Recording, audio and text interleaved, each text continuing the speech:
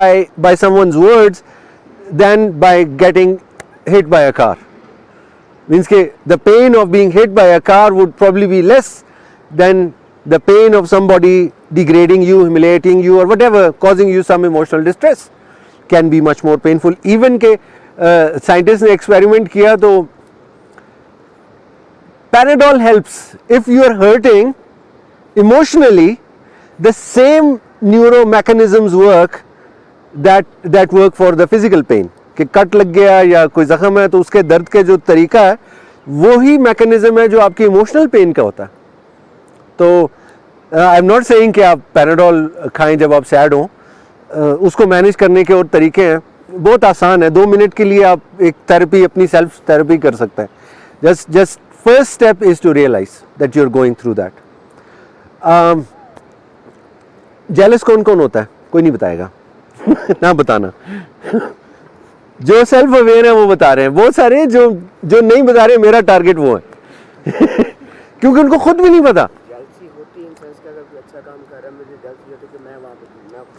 हो सकता है, बिल्कुल होता है. किसी भी चीज़ पे हो सकती है. जो हमें चीज़ें डिजायर्ड है किसी के पास हो तो फील तो होता है. पोजेसिव होते हैं हम बाज़ औक़ात. हमारा बेस्ट फ्रेंड है, किसी के साथ गप क्यों मारा है. So this is a natural feeling. लेकिन मैं दावा करता हूँ मुझे कभी नहीं. सबसे ज़्यादा आपको एहतियात की ज़रूरत है, क्योंकि that is where emotions get dangerous. Where you are not aware, where they are taking you along. आप उस तिनके की तरह हैं जो हवा में और पानी में बहता जा रहा है. इमोशंस के एक सैलाब में आप जा रहे हैं, तो दैट इज़ डेंजरस. सो बहुत सारी चीज़ें हैं. ग्रीड है, लस्ट है, एंगर है, एनवी है. There are so many negative emotions that can affect us, and that can affect our relationships, that can affect our success in life, and we are not aware. तो उसकी justifications भी हम अपने आप को दे रहे हैं. नहीं, उसने किया ही जाती है, मैं कह रहा हूँ इसलिए ऐसे कर.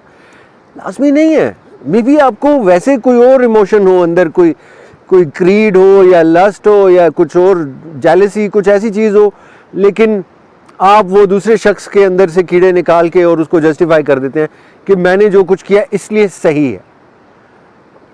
That is wrong. आप एक सेकंड के लिए अगर आप ये सोच लें कि maybe I am feeling that right now. लेकिन सबसे इंपॉर्टेंट चीज़ है वो जो सैडनेस है और ग्लूम है. लाइफ में बाज़ औक़ात इंसान वो हो जाता है, डिसहार्ट हो जाता है. ये वो चीज़ें हैं जिनके बारे में अवेयर होना कि यार अभी ये हुआ है मेरे साथ, अब मैं ऐसा फील कर रहा हूँ और it will pass. Like any pain, these pains also heal with time, but if you do not keep scratching them, right. जिस तरह जख्म को करनी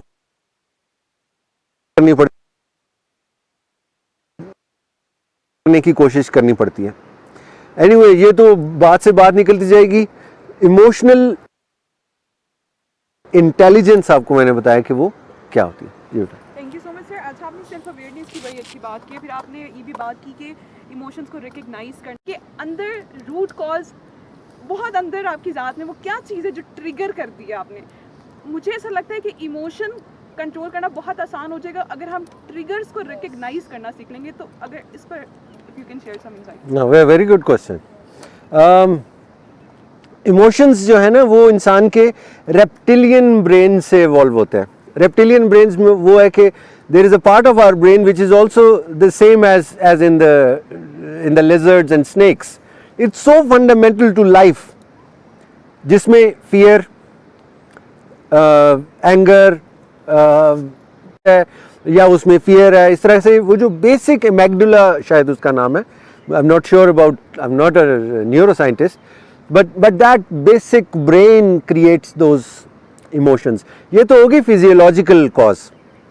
psychological causes, first 5 years of our life really determine rest of our days on this planet. उसमें जो shocks लगे हैं, उसमें अगर केयर मिली है, उसमें अगर कॉन्फिडेंस मिला है, parents and other significant people around you जिस तरह वो बिहेव करते हैं, वो हमारी सारी ज़िंदगी हमारे साथ चलता है. अक्सर साइकोथेरेपिस्ट के पास लोग जाते इसलिए हैं कि वो खुद अवेयर नहीं होते कि अंदर सब कॉन्शियस में कोई हर्ट, कोई एक्सपीरियंस ऐसा है जिसको बेसिकली नेगेटिव एक्सपीरियंसेस को हमारा सबकॉन्शियस खुद ही सप्रेस करता रहता है, वो हम अवेयर नहीं होते, लेकिन वो अंदर बैठे हुए रेडिएशन छोड़ते रहते हैं और हमारी लाइफ को, हमारी इमोशंस को वो ट्रिगर करते रहते हैं। और एक्सट्रीम इमोशंस जब भी आएंगे, कोई बंदा अनएक्सपेक्टेडली टची होता है, जिसको कहते हैं, या इमोशनल फूल होता है, कोई इमोशनली इमेच्योर होता है, तो उसके पीछे कहीं कोई ऐसी हिडन मेमोरी, कोई ऐसा हिडन एक्सपीरियंस, कोई ट्रॉमा होता है।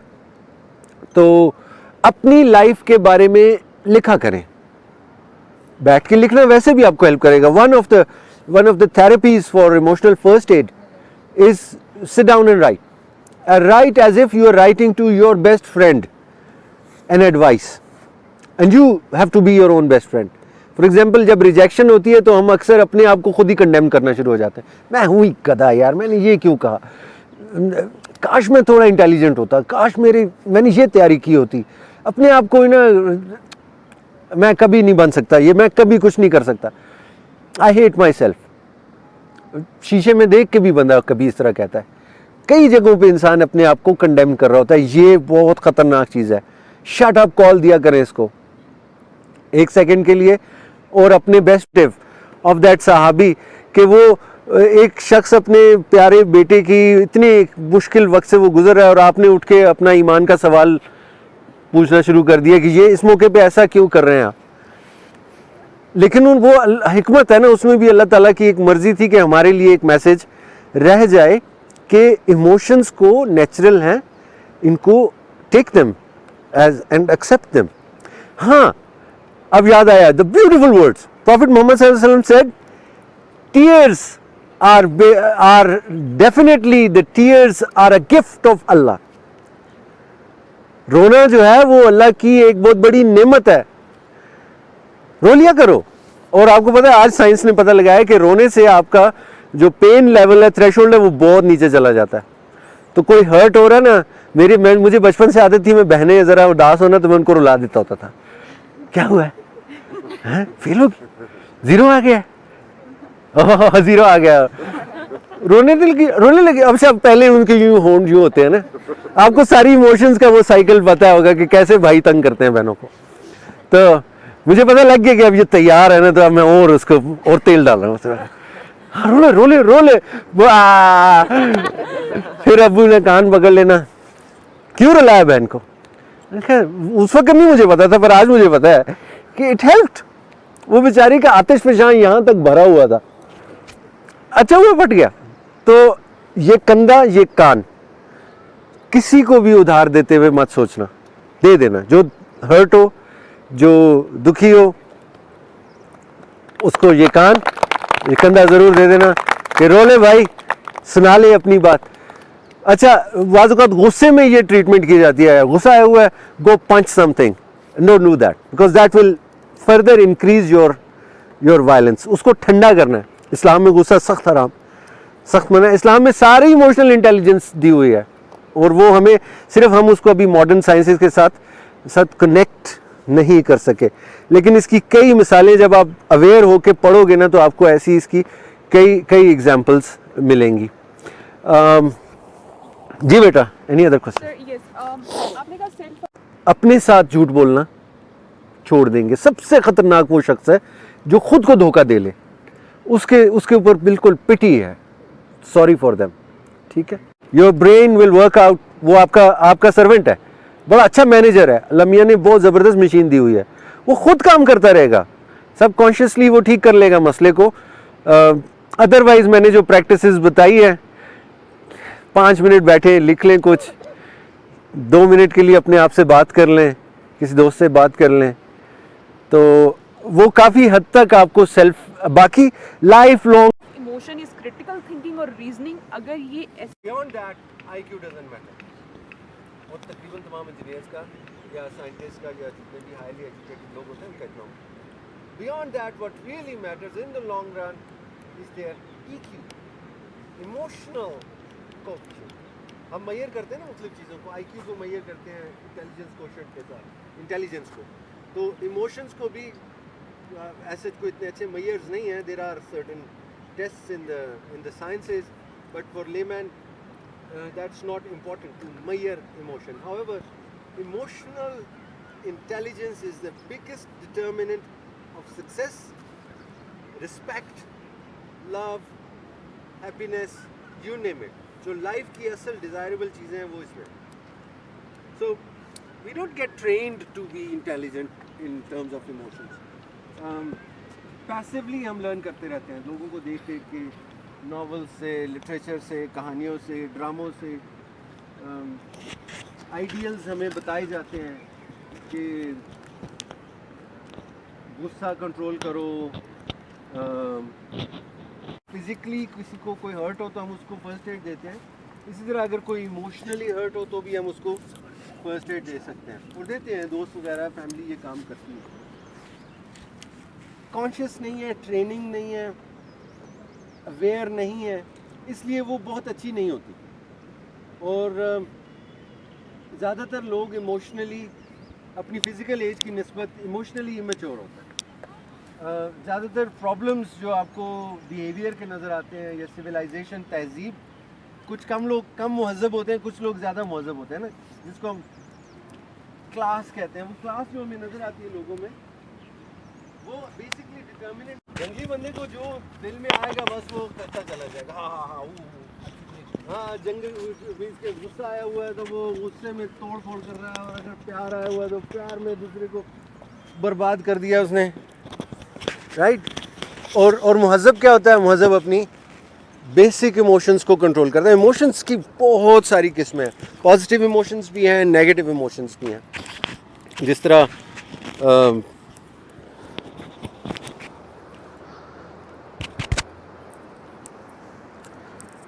greed, pride, anger, failure, arrogance, jealousy, but Chand emotional traumas ऐसे हैं जो ज़्यादा इम्पॉर्टेंट है, जिनको समझना, जो हमें ज़िंदगी में ज़्यादा हर्ट करते हैं, तो उनके ऊपर हम ज़्यादा फोकस करते हैं. For example, rejection. Rejection is very traumatic. जब सारे दोस्त मिलके कोई गेम खेल रहे हैं और आपको अगर एक्सक्लूड कर देंगे, आप उस ग्रुप से, या बड़ी बहनें, भाई, वो सब मिलके आपस में कप मार रहे होते थे, हम छोटे थे तो हमें, तुम जाओ बाहर खेलो, अभी तुम इस क्वालिफाई नहीं करते हो. तो वो इवन कि वो रिजेक्शन छोटी छोटी भी जो है ना, वो हमें बहुत डाउन कर देती है. और फिर आगे लाइफ में बड़ी रिजेक्शंस हैं. ISSB में नहीं हुए, जॉब नहीं मिली, किसी यूनिवर्सिटी में किसी से दोस्ती करना चाहते हैं, उसे लिफ्ट नहीं कराई. रिश्ता मांगते हुए जब जाते हैं, सबसे बड़ा मसला ये होता है रिजेक्ट ना हो जाए, और हो जाते हैं. एंड देन इट हर्ट्स अस. ये खास तौर से लड़कियों के लिए, जिनको हम प्रेजेंट करते हैं रिश्ते के लिए और फिर वो कोई ना करके चला जाता है, फिर वो वजह भी बताता है. That's a very bad tradition basically, right. ऐसा तरीका नहीं होना चाहिए. Like, of course the tradition of arranging the whole thing is good because it involves some rational thinking, but the way it is done is not that, means के पढ़े लिखे और civilized लोग ऐसे नहीं करते. इसी तरह से घरों से कोई होम सिक हुआ है? कोई भी नहीं. जब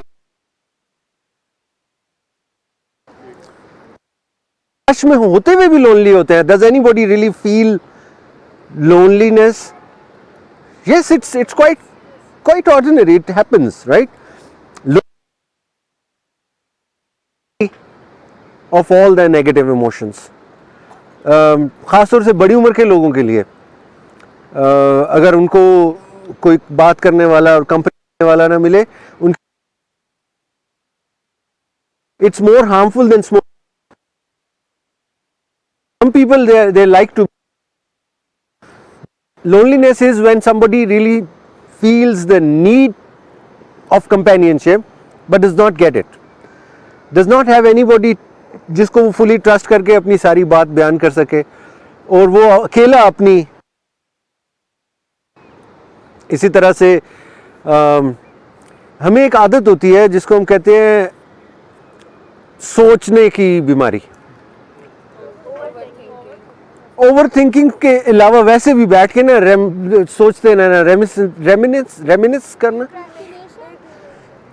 काइंड ऑफ लाइक, अच्छा लेट्स से किसी दोस्त के साथ खटपट हो गई, वो चला गया, आप घर बैठे 3 दिन वो बहस सारी रिपीट कर रहे हैं, फिर कभी सोच रहे हैं अच्छा मैं इस तरह कहता तो क्या होता, इस तरह कहना चाहिए था, बंदा ऐसा, मुझ फिर याद आ जाता है अच्छा उसने तो 6 महीने पहले ऐसे किया, हाँ सॉल्व वाले उसने ऐसा किया था।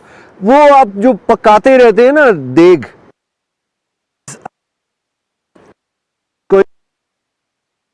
सो हाउ टू डू इस, ऐसा इमोशनल आपको झटका लगता है या कुछ होता है, या आपका कोई जानने वाला है जिसके साथ ऐसा हुआ and you have to provide them